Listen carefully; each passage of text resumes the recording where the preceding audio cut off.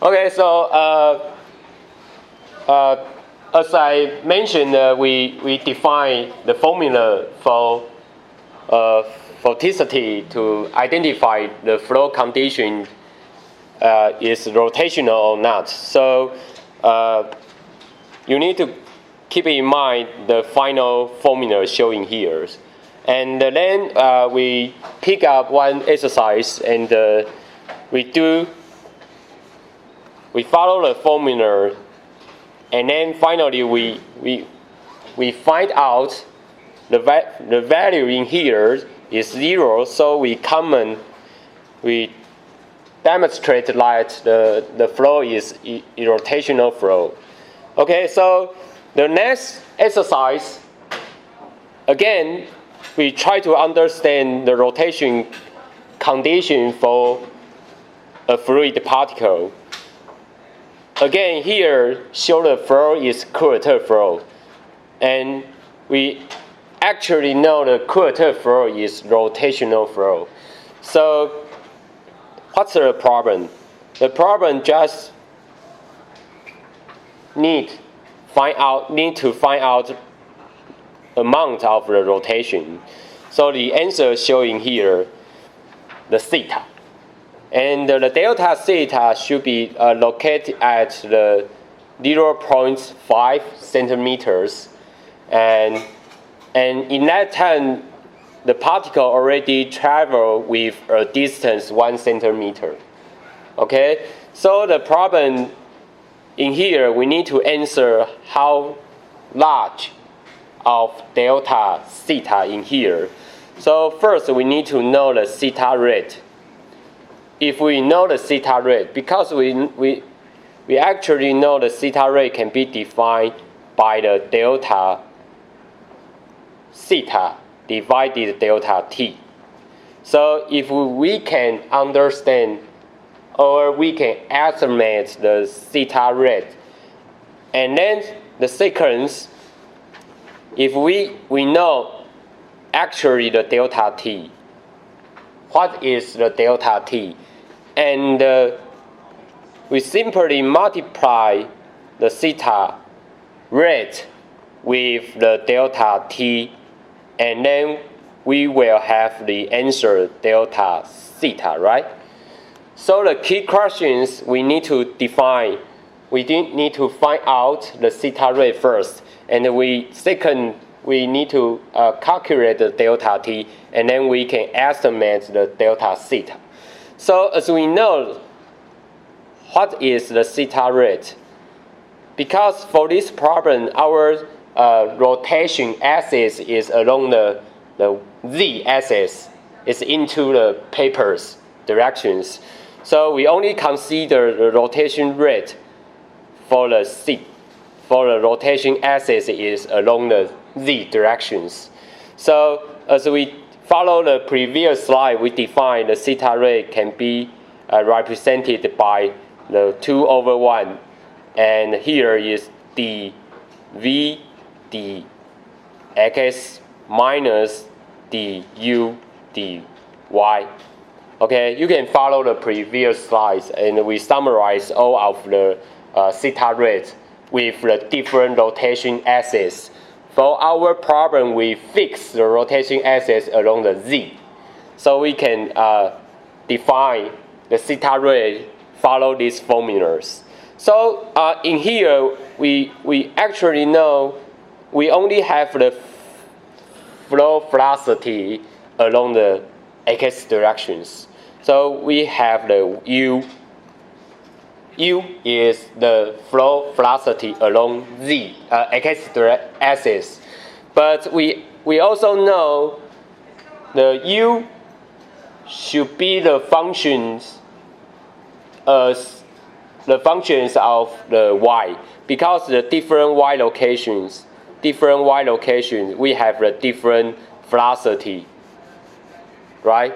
So in this problem, we need to define the u, y functions first. And we know the velocity on the top. So in here, maybe I use the u t is the velocity on the top is 2 centimeter per second, right? As the number mentioned in here. And we know the button, the U buttons, because the U button is the fixed point, so we don't have any velocity on the button. So in here, the velocity is 0. So we know that the gradient of the velocity along the y directions. So the gradient, as I mentioned, the gradient, velocity gradient along the y direction. So ut minus ub. And how length changes? The length changes only 1 centimeters. So this is the delta y.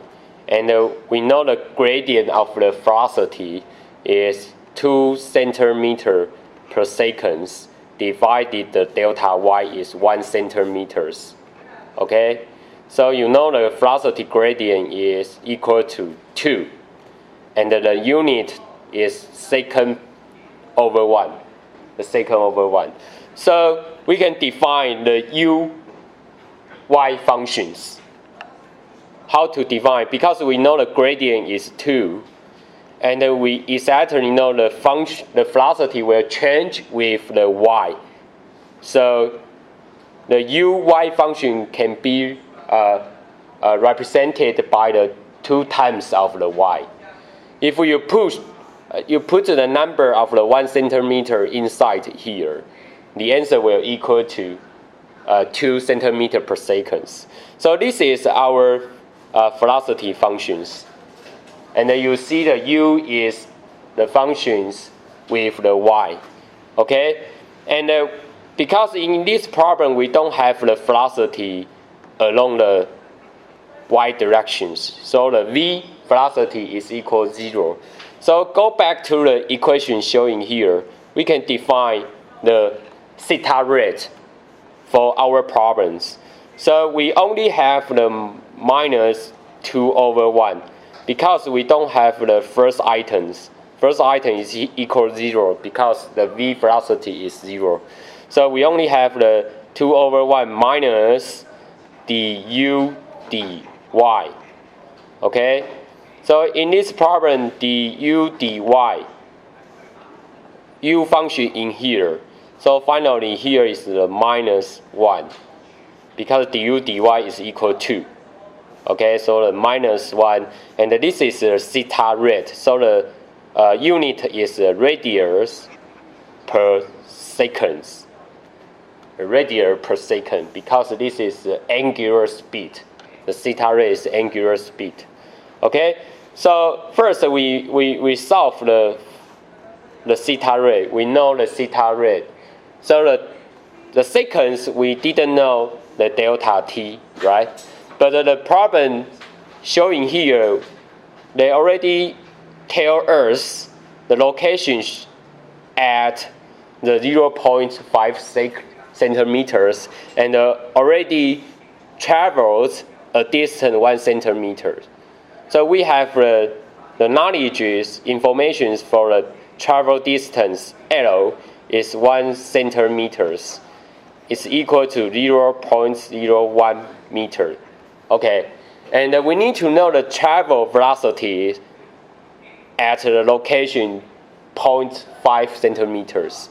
So we know the u functions y if the y is equal to 0.5 centimeters and how large it is. Okay, so we have the function in here. We have the function in here. And we change the unit y. Change the unit y to become the meter. So 0.005 meters. And we put the number inside the function here. So we know the velocity at this location is equal to 2 times 0.005. So finally we know the velocity is 0.01 meter per second.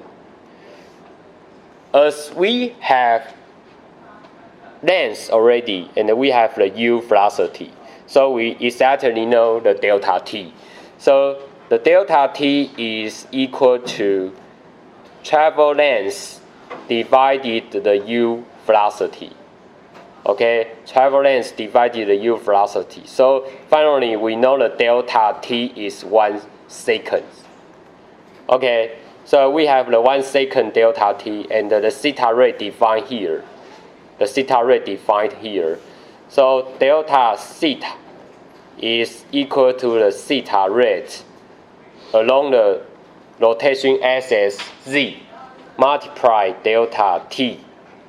Okay, so minus 1 radius per second multiply 1 seconds. And then finally we know the result is equal to 1 minus radius. Okay, so most important thing in here is the minus. If you write down the answer is 1 radius without negative in here, it's wrong, right? Because you see the rotation direction should be clockwise because the flow is from left to the right. You see the flow direction is from left to right. So you, by your right hand, the curve is clockwise. So the rotational is negative directions. So here, that's why here is the we use the minus 1 in here. That means the rotation angle is along the clockwise angle. Okay, so this is very important if you write down your answer, but you need to know the rotation directions. So the positive or negative, you need to notice that. Okay, so what is the next problems? But you see, I summarize the idea. This is the key knowledge.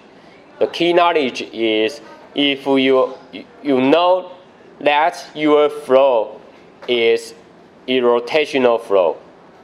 You know that. So in that case, the Bernoulli equation can be applied between any 2 points. Why we say that?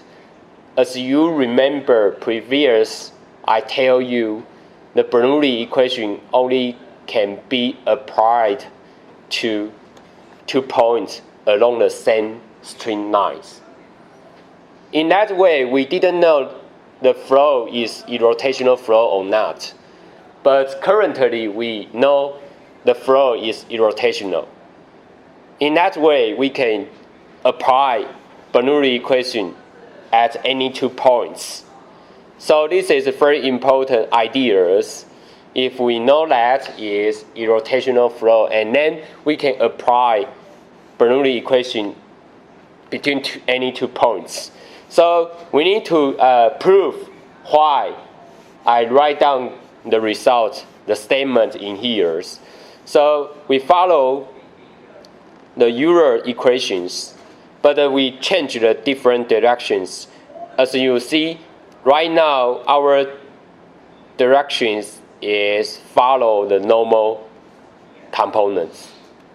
So because we follow the piezometric pressure change with the normal components, so we change the velocity in acceleration in here. Here is the normal component accelerations. And as we mentioned, the normal component acceleration can be represented by the minus v squared divided the radius length. Okay, so we start from here. We have the acceleration for the normal components. Okay, so it's a minus v squared divided r. Again, so we're trying to, if the right hand side can be represented by the differential with the normal component, and then we can combine the equation left hand side and right hand side to derive the Bernoulli equations. But right now we cannot, because the right hand side did not include the differential operator here. Okay, so we need to have the d divided dn. Okay, so we're trying to reorganize the equation. So here I take out one v outside, and the right hand side only have the v divided r. And as we know, the velocity is equal to radius length multiply the angular speed, right? If we have the omega angular speed and multiply by r, and we have the velocities. So in that way, I assume I use the d and dr. That means I trying to understand the velocity change with the radius length. And then we can rewrite, we put the r and the omega inside here. So we have the d dr, and we have the radius multiply omega. Okay, so first we can calculate this result. And the first item is d dr is equal to 1. So we have the first item is omega. And the plus, I keep the radius length. And the second item is d omega dr. Okay? And as we know, the angular speed didn't change with the radius length changes, because we have a rotational, this is the angular speed, and we have is equal to the rotational theta changes with the time. Okay, so even though you are located at this point or this point, they are different radial lengths, but the theta change with the time is constant. So we know this item is equal to 0 because the angular speed didn't change with the radius length. Okay, so finally we can summarize this is directly equal to omega. But if you take a look in here, we know that the omega should be equal to velocity divided r. Follow these equations. And we take a look here, dv dr is also equal to omega. So that means we can organize the equation showing here, dv dr equal to omega and equal to v divided r. Right? Because we follow the equation here and we follow the equation here. So both consider two equations, you can summarize, okay, the result in here. So that's why we need to pick out the v divided r in here, because we need to have the differential items. But right now it's still dv dr, not the dn. We need to have the dn for following the normal components. So, and the second in here, please notice that even though your velocity is positive along this direction, right?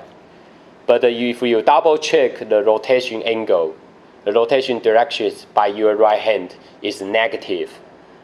Okay, because the rotation is follow clockwise rotations. So by your right hand is negative. So in here, omega equal to velocity is positive, and the radius length also positive. So here we need to have the additional minus here, because the omega is negative. Okay, so here we rewrite the omega is equal to minus v divided r.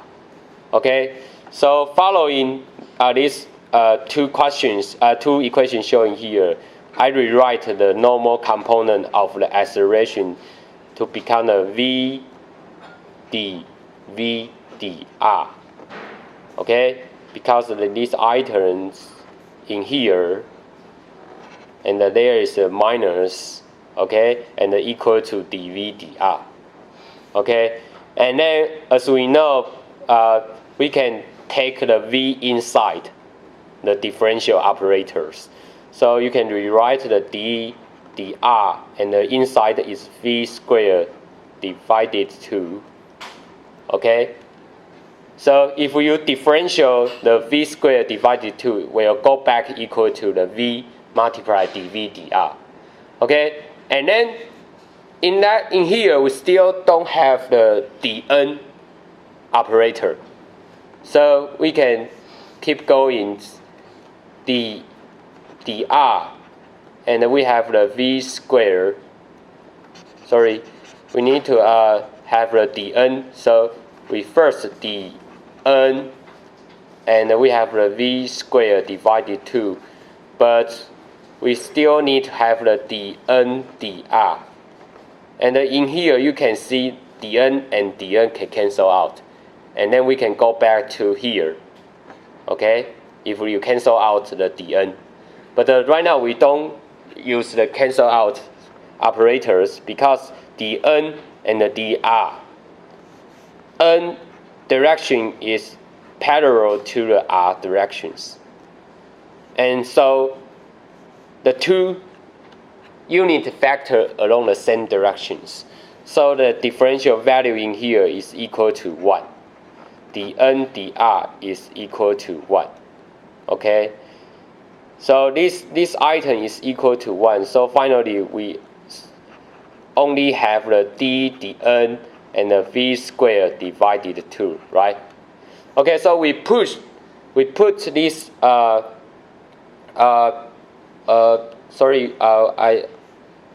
okay, we keep the number in here.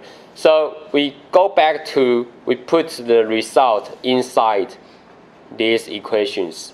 So minus dn p gamma z is equal to the rho dn and the v squared divided 2. And as we mentioned, our flow is incompressible flow, so we can put the density rho inside the differential operators. So here is dn rho v squared divided 2. Okay, so you reorganize both sides. So finally you have the dn and the p plus gamma z and plus 2 over rho v squared and equal to 0. And finally we know that p gamma z rho v squared is equal to constant values. Okay, so finally we go back to have the Bernoulli equation formula again. But the difference is, in this example we consider the piezometric pressure change with the normal components, and then will equal to the rho an. Okay, so if the flow is irrotational flow, the final solution in here is also follow the Bernoulli equations. So that means even though dn or ds, so ds is follow the straight line, but the dn is follow the normal components, but the two different directions still satisfy the same Bernoulli equations. So that means if you know that the flow is irrotational flow and incompressible flow, and any 2 points you can always satisfy the Bernoulli equations. Okay, so this is a very key knowledge. So this slide just summarize. I I point out one very important coefficient is the pressure coefficient. And you see the pressure coefficient is defined by the ratio between the pressure changes. This is the pressure changes. If you pick up the 2 points, any 2 points, you have the pressure difference. It's divided to the velocities. This is the kinematic energy, right? So it's the ratio of the pressure changes with the kinematic energies. So it is follow the similar conditions. We have the particle put here, right? And we say the point in here is the stagnation point. Stagnation point, that means in here V is 0. And we have the free flow in here, so this is the V0. The flow velocity far away from the particle is V0. And your flow until here, the velocity decreased to 0. So we call that is the stagnation point, right? So in that way, we know this is a piezometric pressure on here. And in here, because the velocity decreased to 0, so the pressure in this location will very higher, will increase. So we have the pressure changes and divided the velocity kinematic energies. We define the ratio is the pressure coefficients. Okay, so how advantage for this coefficient I will introduce later. But you see the two new statement. The first one is a favorable pressure gradient or adverse pressure gradient. So how different it is? You see, if the pressure, piezometric pressure, dP and ds along the straight line is smaller than 0, that means the particle is under accelerations. Because the high pressures will flow to lower pressures, and the high pressure flow to lower pressure along the straight line, the gradient is minus, right? Because there is the high, there is a low, and the acceleration is positive. Because the high pressure flow to the lower pressure is under accelerations. But if adverse condition is it change, so along the straight line, there is lower pressures and there is higher pressures along the straight line. The gradient is positive. So that means the acceleration is minus. It's negative because this is a deceleration under deceleration conditions. Okay, because always the higher pressure would like to flow to a lower pressure, but your straight line is opposite directions. So in that way, the condition is deceleration conditions. Okay, so in this slide, you need to remember what is the pressure coefficient. It's defined by the ratio between the pressure changes with the kinematic energies. Okay, so how advantage if we know the pressure coefficients? So again, this is I put the particle, and we have the flow velocity V0 far away from the particle, and the B point is the stagnation point. So this is the particle, and the line indicates the CP value contour. The solid black line indicates the CP value contour. So the flow directly push the particle in here. Okay, so you see the pressure coefficient is positive. Why?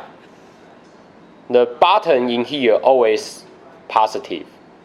So the minus or positive only determined by the pressure changes. So in that way, if their coefficient is positive, that means the piezometric pressure at this location is larger than piezometric pressure at the location far away from the particle. Okay, that's why in here is the positive coefficients.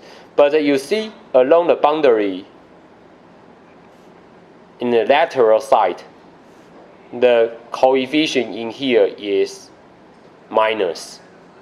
That means the pressure in here is smaller than the piezometric far away from the particle. Okay, but if you go back to the here, the CP also changes to the positive.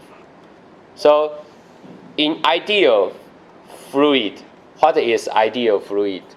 The ideal is satisfy the condition is incompressible, right? And in rotational. So this is ideal flow. And we tell you if the flow is rotational flow, and then you need to consider the viscous force.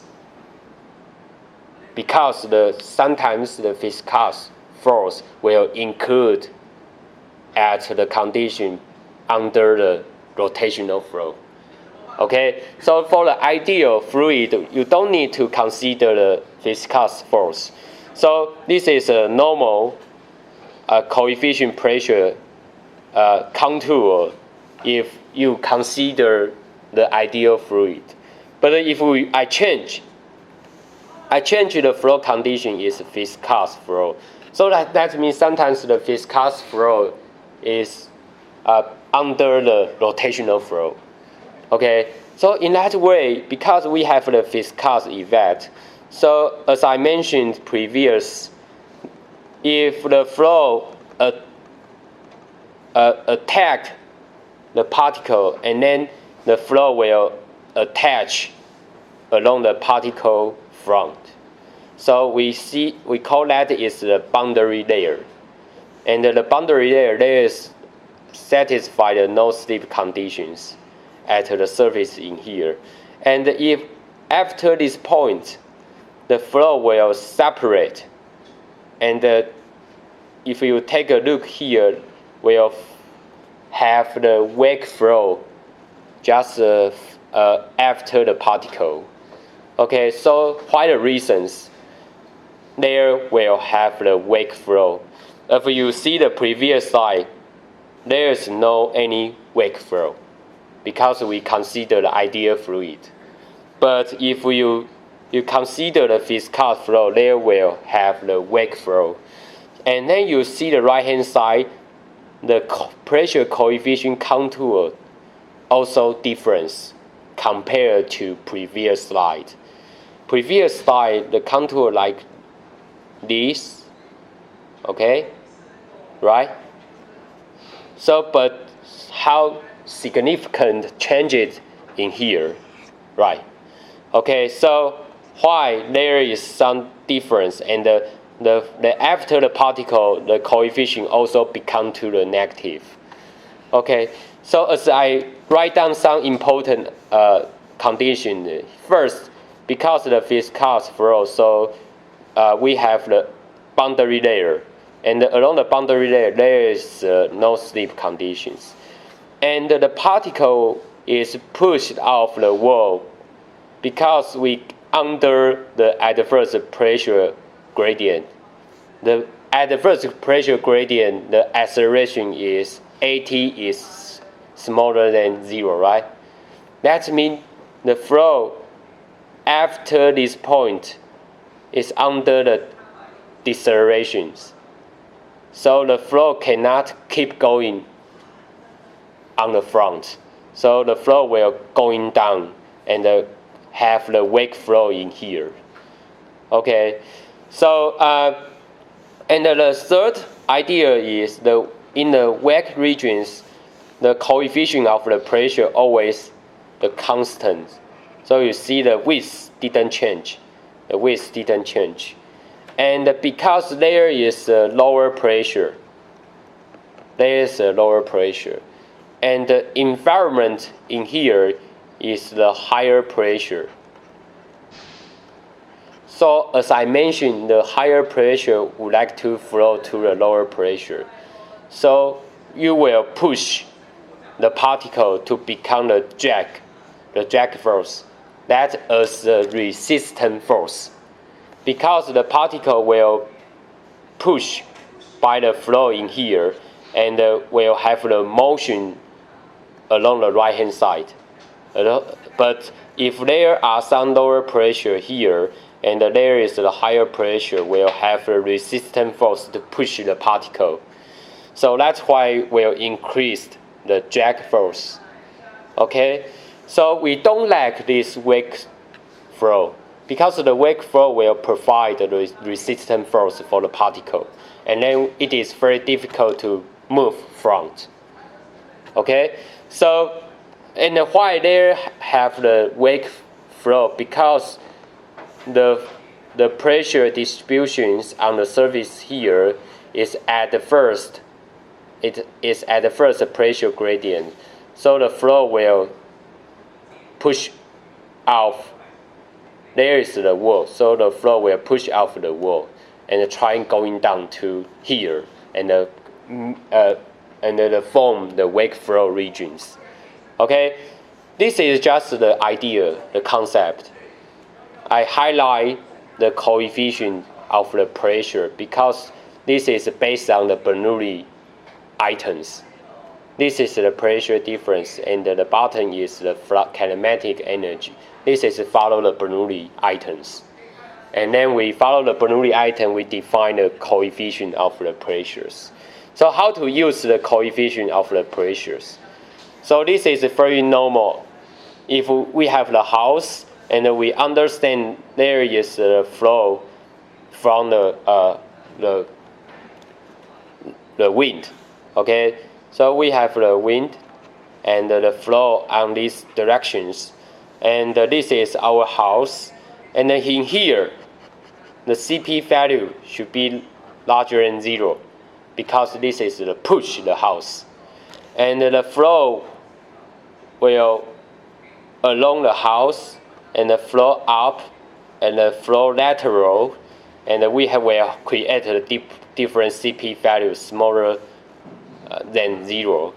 There is a CP value smaller than 0 or larger than 0. So you can based on the pressure coefficient to understand the force conditions at the house surface. If you have the pressure coefficient, and you can understand the force acting on the house surface if you have the coefficients. Okay, as I mentioned here, the house in here, I design the house in here, the CP is equal to 1.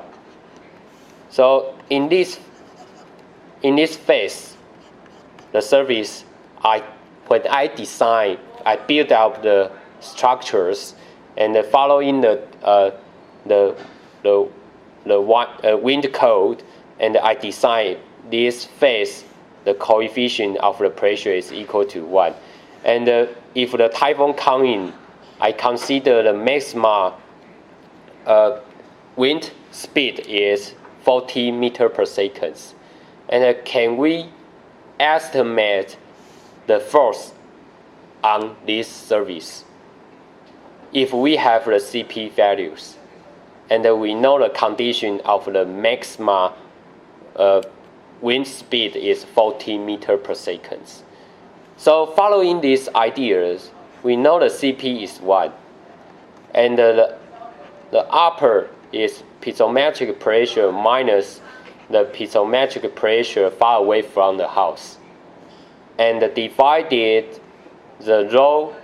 What is the rho? Because this is on the air, so the density is 1.2 for the low air. Okay, we consider the 1.2 kilogram meters cubic, and multiply the 40 because the velocity is the 40 square, and divided to 2. Okay, So you know the delta P piezometric pressures is equal to 1.2 multiply the 40 square and divided the 2. Delta pressure changes is equal to the 960. Okay, and then the unit is the pa. Okay, and because we know the pressures and under the 1 meter square. Okay, so the unit is the Newton per meter square, right? But now we consider per meter square how large of the external force. How large of the external force.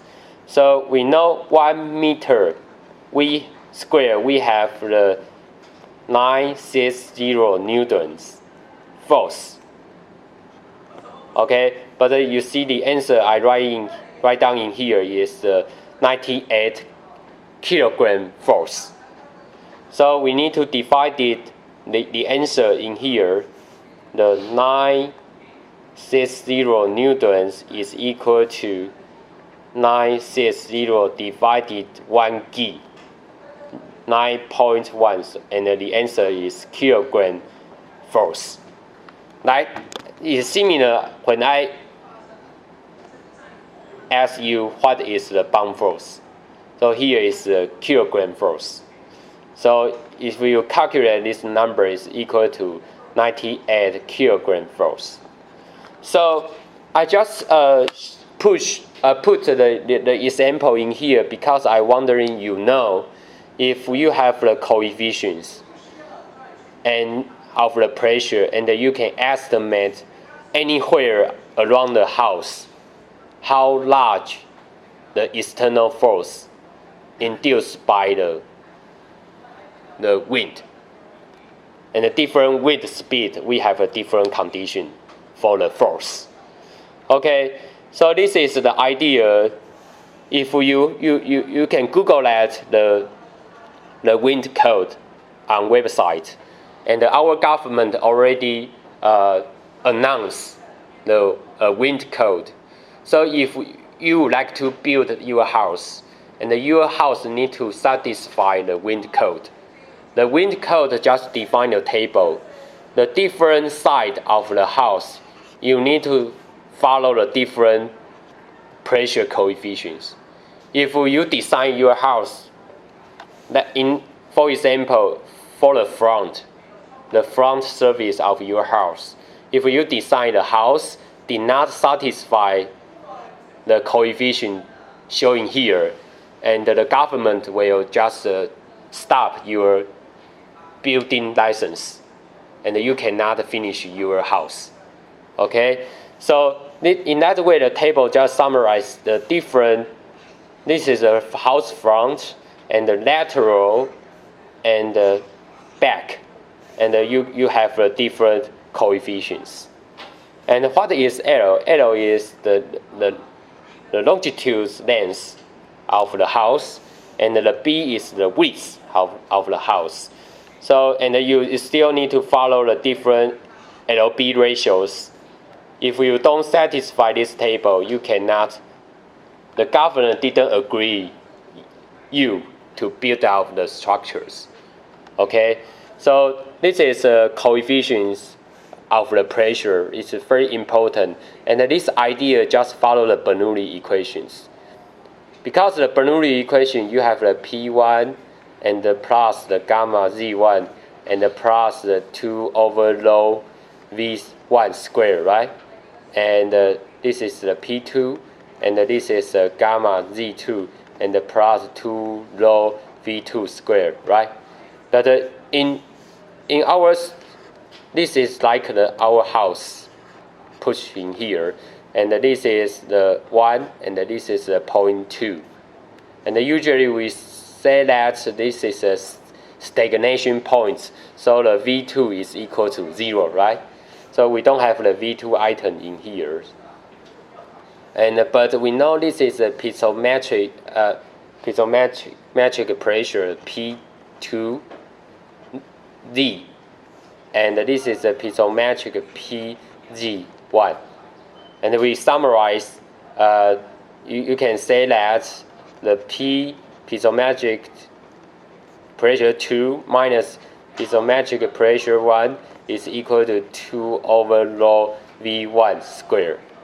And you just take this, divide it in here, and then we define this coefficient is the pressure coefficients. So that's why we have the pressure coefficient. You just follow Bernoulli equation ideas. So if we have a coefficient, we don't care the Bernoulli equations. We just consider the different coefficient pressure, and then we understand the pressure status on this site. And the coefficient pressure larger than 0, that means the pressure is positive. The coefficient is smaller than 0, that means the pressure in that site is negative. Okay, so simply way, we just take a look at the pressure coefficient. We don't recalculate the values based on the Bernoulli equations. Okay, so this is very simple ideas. Okay, so okay, maybe we have a 10 minutes break, and totally there is 73, right? And the final page is 78, and we just finished 5 pages. Okay, 10 minutes later, and we will have finish our class today. Okay, so